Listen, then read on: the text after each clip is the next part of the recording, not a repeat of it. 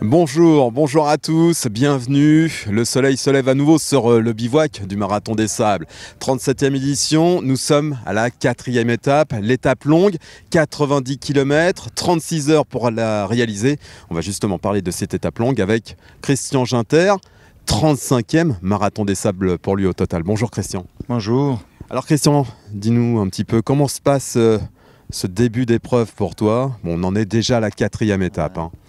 C'est compliqué, c'est le plus compliqué que j'ai jamais eu parce que je frôle avec les horaires barrières. À chaque fois, je stresse en ayant peur d'être exclu par les horaires. Donc c'est moi qui ai connu l'avant et maintenant je connais l'arrière. Donc c'est notre gestion, c'est compliqué.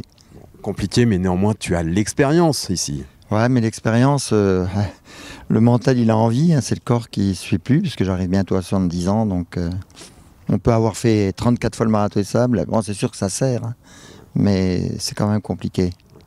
Le fait que ton fils ne soit pas à tes côtés, est-ce que ça a une petite incidence ? C'est vrai que ça peut jouer aussi, le soir, il préparait mon tapis, l'eau chaude quand j'arrivais, mais bon. Merci Christian, et puis bon courage pour cette 4e étape.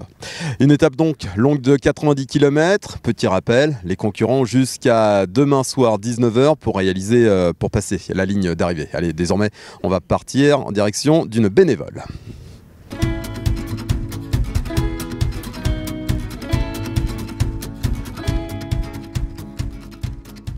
Bonjour Emmanuel. Bonjour.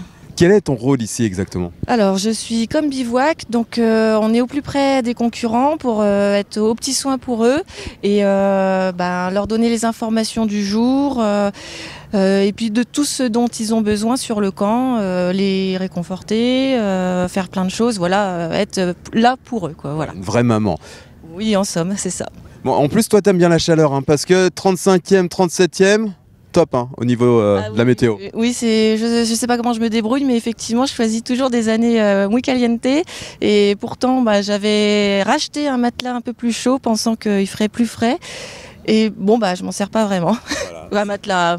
Un sac de couchage. On avait compris. On s'est levé tôt ce matin, donc c'est un peu compliqué. Voilà. Bon, là, tu pars tout de suite direction le CP1, c'est ça pour toi ? C'est ça, direction CP1 pour accueillir les premiers concurrents. Et puis, comme ça va me changer un peu de ma journée bivouac. Puis après, je retournerai au bivouac. Voilà. Merci Emmanuel. Allez, on te laisse partir directement sur ton poste de travail. Merci. Au revoir. Eh bien, je vous propose immédiatement de voir les plus belles images de cette course.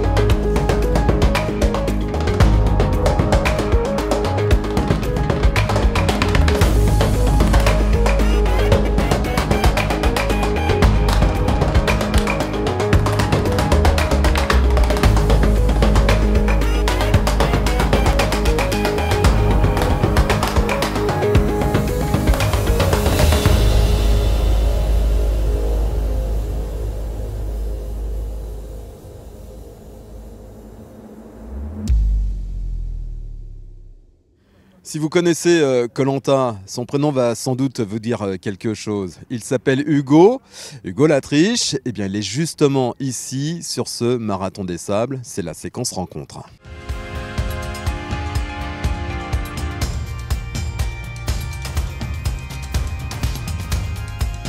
Alors moi je m'appelle Hugo, les gens me connaissent un peu par rapport à l'émission Koh-Lanta.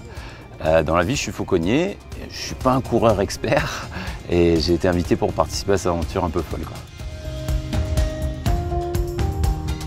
J'ai gagné Koh-Lanta en 2012 et j'ai fait 2 ou 3e en 2021. Il y a des similitudes, c'est marrant avec le Marathon des Sables. Le matin, quand tout le monde se lève, tu as cette espèce d'ambiance qui ressemble beaucoup à Koh-Lanta. De se retrouver un peu soudé dans une galère, hein, parce que c'est le matin, c'est galère. Il y a la nourriture qui change, ça c'est cool. Là on peut manger, même si on mange pas beaucoup. C'est mieux que de manger du sable, mais on en a mangé du sable, on en a mangé un paquet, quoi. Et on s'est fait on en est à 2 ou 3 tempêtes de sable déjà. Moi je m'étais dit j'aimerais bien en voir une. Et puis là le soir tu te retrouves maintenant dans la tente, tu fais putain jamais ça s'arrête. C'est drôle, quoi. C'est ma première course. Moi j'ai jamais fait de course à pied. Je me suis dit tant qu'à faire, autant faire la plus dure, quoi, nickel. Mais c'est vraiment dur. La chaleur, on n'est pas habitué à ça, nous Européens, je crois que c'est un gros point difficile. Même l'air est chaud, quoi. Et quand on respire, on se dit putain, il faut que je trouve un moyen de me refroidir. Et l'eau est chaude, l'air est chaud, le sol est chaud. On est dans un environnement qui est complètement hostile. Et ça, c'est ce que j'étais venu voir, mais waouh. Toujours en équipe. C'est vraiment bien en fait de pouvoir gérer comme ça. Des fois, je peux avoir un coup de boost, je vais partir trop vite, donc le fait d'attendre, ça va calmer. Des fois, c'est l'inverse, c'est moi qui suis derrière la traîne. Quand tu vois quelqu'un qui t'attend, ça fait plaisir. Donc c'est vraiment cool de fonctionner comme ça, je trouve. On se soutient tous. Nous, notre but, c'est que la tente entière arrive au bout, quoi. Et ça, c'est top. Ça, c'est génial. On se file des coups de main. J'ai beaucoup couru avec Marianne. On est très complémentaires. Allez, ciao. Il est excellent dès qu'il y a un peu de D+. Moi, c'est moins mon truc. Et sur le plat, moi, je tire les gars. Donc voilà, on est complémentaires, ça se passe très bien. C'est vraiment cool. C'est une aventure collective, en fait. C'est ça qui est original.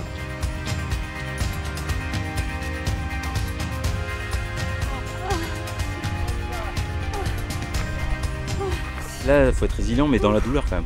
Dans la douleur, et c'est un truc que je découvre. Et c'est la seule course que je ferai. Voilà. Non, j'espère vraiment clôturer ça, hein, putain. Là, si je serais aussi fier que Koh-Lanta si je clôture ça, vraiment, quoi. Je sais pas pourquoi je suis venu, je sais pas ce que je suis venu chercher, mais je l'ai trouvé. C'est une aventure de dingue, quoi. C'est une aventure de dingue. J'avais envie de découvrir ça, envie de voir le désert, vraiment. Le milieu m'intéressait. Et l'ambiance de course aussi que je découvre est vraiment cool. Allez, après ce portrait d'Hugo, nous voici une nouvelle fois en plein milieu du désert pour parler de cette mythique étape, l'étape longue avec Emmanuel. Bonjour Emmanuel. Bonjour Philippe. Alors dis-moi, là ce matin il y a eu 2 départs différés, hein. Pourquoi ? Exactement, c'est ça, c'est une tradition sur le Marathon des Sables. C'est 2 départs décalés. En fait, on fait partir l'essentiel du peloton 3 heures avant les meilleurs participants, c'est-à-dire les 50 meilleurs hommes et les 5 meilleures femmes au classement général. D'accord, donc un départ à 7h ce matin. 7h et 10h. Le but, c'est de rassembler un petit peu le peloton et puis d'assister à un événement assez particulier qu'on voit peu sur les courses à pied, c'est-à-dire que les meilleurs vont rattraper les moins bons, entre guillemets, qui sont tout autant méritants, mais en tout cas qui vont moins rapidement, qui passent beaucoup plus de temps sur le terrain. Ils vont les rattraper au bout d'1h30 à peu près de course et les doubler un par un. Et en général, les meilleurs de la deuxième vague, de l'élite, vont arriver en premier au bivouac ce soir. Et ça leur fait plaisir dans le gros du peloton. Hein. Et oui, ce sont des encouragements qui fusent des 2 côtés, des moins rapides vers les plus rapides et vice-versa. Alors quelles sont les grosses difficultés de cette étape ? Alors déjà la distance, 90 km, c'est l'étape mythique, c'est l'étape longue dans laquelle en général, tous jouent au classement général. Les écarts jusque-là sont assez peu importants sur le trio masculin. Côté féminin, on est à peu près assuré du podium. Mais côté masculin, c'est vraiment très serré. Et des écarts vraiment importants peuvent se faire sur cette étape. Tout peut se passer en fait. Hein. Tout à fait, oui. C'est l'étape juge de paix. Oui, on peut le dire. Oui. Et d'autant plus qu'on a quand même des difficultés, beaucoup de sable. Et le Djebel El Otfal a passé au premier tiers du parcours. Merci Manu. Allez, maintenant, on se retrouve tout de suite pour l'arrivée des premiers concurrents.